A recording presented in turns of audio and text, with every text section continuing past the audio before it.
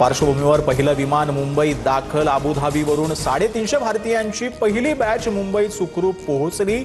मुंबई विमानतळावर कडेकोट बंदोबस्त।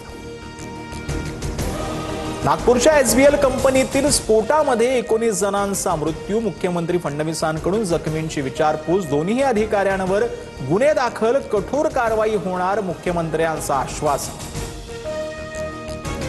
अजित पवारांच्या विमान अपघातावरून एआयबीच्या दाव्यावर ग्रामस्थांचा आक्षेप। घटनास्थळी झुडपं, मग विमान झाडाला कसं धडकलं? नागरिकांकडून शंका उपस्थित। एआयबीचा अहवाल संशयाच्या भोवऱ्यात। जय पवारांच्या दाव्यानंतर नागरी विमान वाहतूक मंत्रालय सतर्क। व्हिडिओची योग्य दखल घेतली जाईल, मुरलीधर मोहोळ यांची प्रतिक्रिया। उड्डाणादरम्यान व्हीएसआर मालक झोपल्याचा व्हिडिओ शेअर करत जय पवारांकडून कारवाईची मागणी।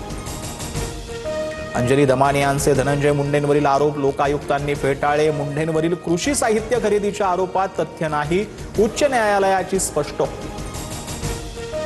गॅजेटचा जीआर निघाल्यावर शेतकऱ्यांचा मुद्दा हातात घेणार। शेतकऱ्यांचा मुद्दा हातात घेतला की तुकडाच पाडतो। आरक्षणासह शेतकऱ्यांच्या प्रश्नांवरून मनोज जरांगे आक्रमक। पालघरच्या तारापूर एमआयडीसी मध्ये वायू गळती। रासायनिक वायू गळतीमुळे कामगारांना श्वसनाचा त्रास, स्थानिकांमध्ये घबराट। नंदुरबारमध्ये भीषण पाणी टंचाई। तळोद्याच्या हातबारी पाड्यामध्ये भीषण स्थिती। हंडाभर पाण्यासाठी महिलांसह चिमुकल्यांची वणवण। प्रशासनाकडे दखल घेण्याची मागणी।